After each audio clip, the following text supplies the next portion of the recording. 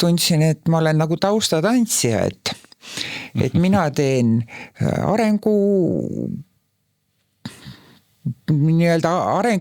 prioriteedid ja teen oma nägemuse selle asutuse tööst ja jõuan lõppvooru ja siis öeldakse, et oi, kui tore, et sa tulid, aga tegelikult me valisime ikkagi selle meesterahva, kes sinuga koos kandideeris.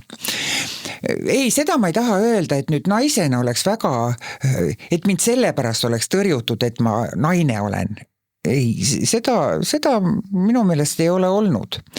Aga muidugi nüüd ma olen jäänud rahulikuks, aga nooremana mul oli kombeks küll väga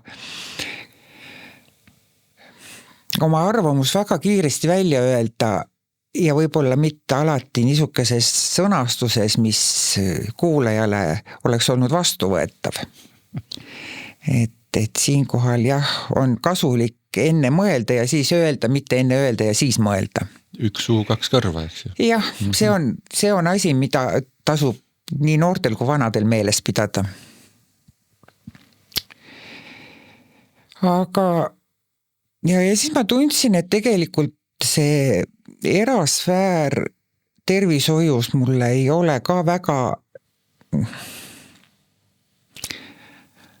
mitte see, et ei ole südamelähedane, aga lihtsalt need, kellega ma sellel perioodil kokku puutusin, ei tundunud mulle kõige siiramate inimestena vast.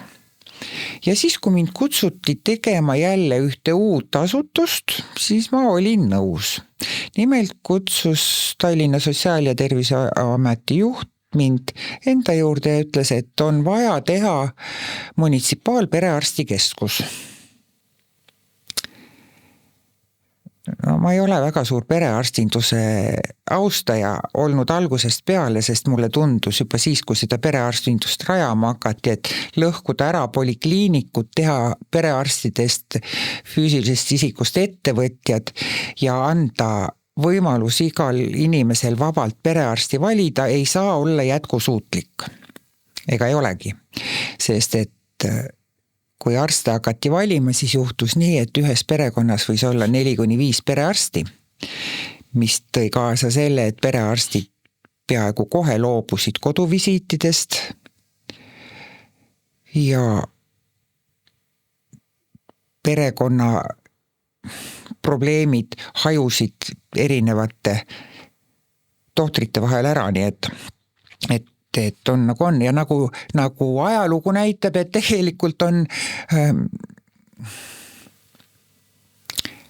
tegelikult on ju polikliinikud jälle tagasi, sest perearste koondatakse tervisekeskustesse. Nad ei ole küll päris sellised, nagu need nõukaaegsed polikliinikud olid, aga põhimõte on sama, et ühes asutuses peaks ikkagi töötama mitu perearsti, kes saavad üksteist katta ja neile neid puhkuse ja koolituspäevi anda. Ja et seal keskuses peaks olema ka mõned eriarstid ja mingid uuringute tegemise võimalused.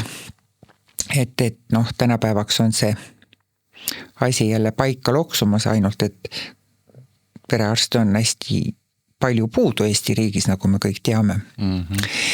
Aga oli vaja teha munitsipaalperearstikeskus, kui on vaja ja tööd ka ei ole, siis tuleb teha. See oli jälle üks väga huvitav aeg, sellepärast, et juba tegutsevad perearstid vaatasid väga viltu sellise üksuse peale, kus kõigepealt linn natuke ka rahaliselt toetas selle üksuse majandamist esimesed aastad. Ja teine asi on see, et kui teised perearstid pidid ise oma majandusliku seisu eest hoolt kandma, siis munitsipaalperearstikeskusel oli oma raamatupidaja, oma tegevjuht, kes siis lõi kõik tööks vajalikud tingimused.